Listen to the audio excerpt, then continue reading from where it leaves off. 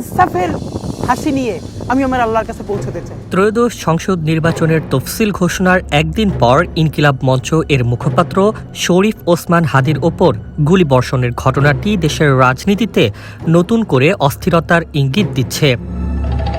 দীর্ঘদিন ধরে ভারতীয় আগ্রাসন ও আওয়ামী লীগের বিরুদ্ধে সোচ্চার কণ্ঠ হিসেবে পরিচিত হাদিকে লক্ষ্য করে এই হামলাকে নিছক ব্যক্তিগত আক্রোশ নয়, বরং সুপরিকল্পিত রাজনৈতিক হত্যার চেষ্টা হিসেবে দেখছে নিরাপত্তা ও আইনশৃঙ্খলা বাহিনী। নতুন এবং ফিরে আসা গ্রাহকদের জন্য নগদে চলছে ক্যাশব্যাক সহ প্রতিদিন হাজারো উপহার জেতার সুযোগ। হবে আশা আর ফেরা, সারপ্রাইজ সেরা।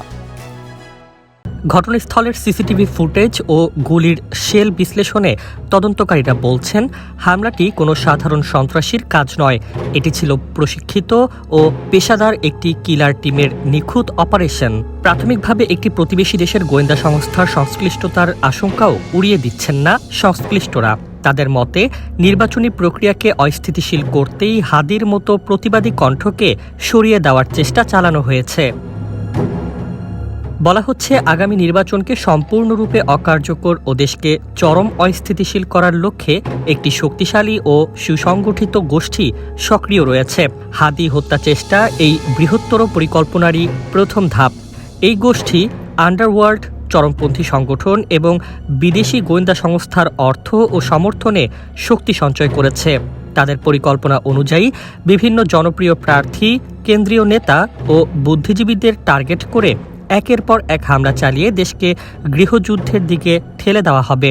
তবে গোয়েন্দা তথ্য আগাম জানিয়ে দেওয়ায় নিরাপত্তা বাহিনী সর্বোচ্চ সতর্কতা অবলম্বন করেছে এবং এই নেটওয়ার্কের মূল হোতাদের চিহ্নিত করতে কঠোর অপারেশন শুরু করেছে।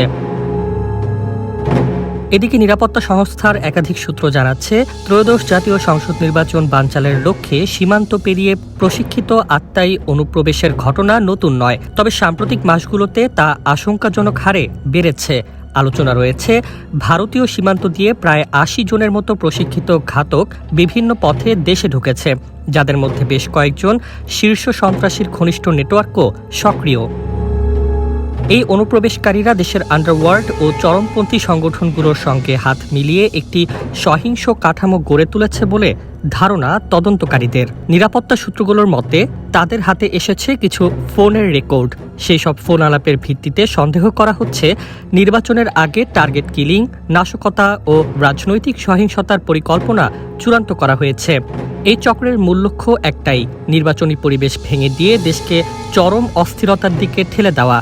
উচ্চ পর্যায়ের সূত্রগুলো বলছে, শরীফ ওসমান হাদির ওপর হামলা এই বৃহত্তর ষড়যন্ত্রটি কৌশলগত প্রথম ধাপ, যার মাধ্যমে ভয় ও আতঙ্ক ছড়িয়ে দেওয়ার চেষ্টা চলছে।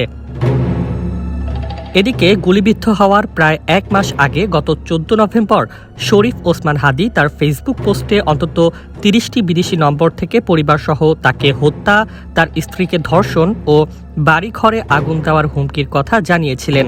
তিনি স্পষ্ট লিখেছিলেন, এক হাদিকে হত্যা করা হলে তাওহিদের এই জমিনে আল্লাহ লক্ষ হাদি তৈরি করে দেবেন। স্বাধীনতার এই ক্রুব্ধ স্বরকে কোনোদিন রুদ্ধ করা যাবে না।